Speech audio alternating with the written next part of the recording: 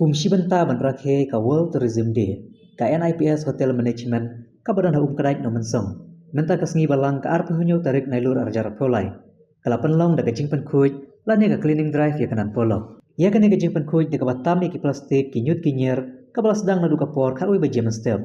Lawan bana shimenta da ki Samla Pule Jong berkentei. Bakentu bru ki staff, uba damiano devin simalnyang, ubreu lectural, baru simang basu matari. Ubari Central Head juga NIPS Hotel Management. Hakani kasngi la penongru ya ka signature campaign hakardop ka bandrung hapo Nan Polok.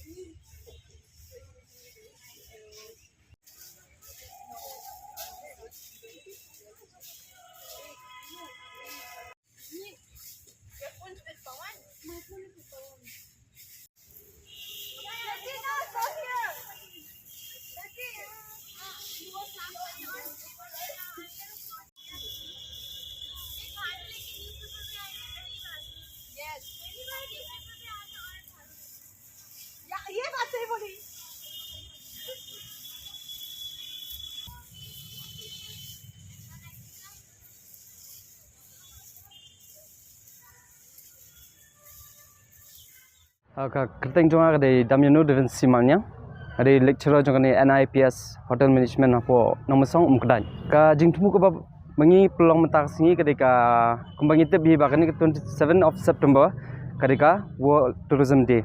Kebangi malau sunam ngisat peluang ni kumki cleaning drive ngisat let keleng-keleng di Jaka. Kamtam kumnu bangin pini ioi kena ba kanuka kejingkwa jungi bangin pini kuat yaka memariang kata bakang kesandu.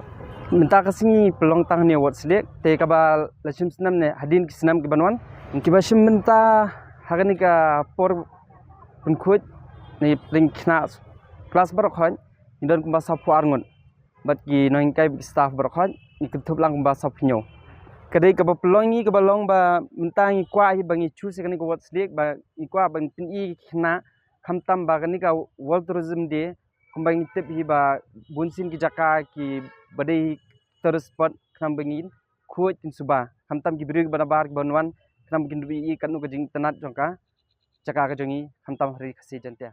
Man is that this is our city, right? We have to keep the clean the city.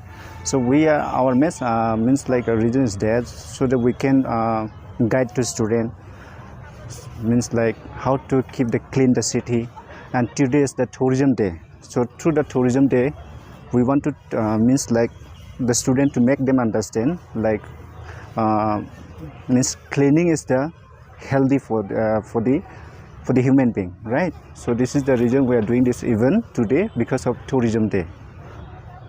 For today we are doing only the wash leg, and we are planning to do any the occasion that any dry clean, and then in the future we will try to take the part everywhere in the future. We are from the NIPS Hotel Management, Numero 1 Institute of Hotel Management. Myself, Simang Matari, I'm the center in charge.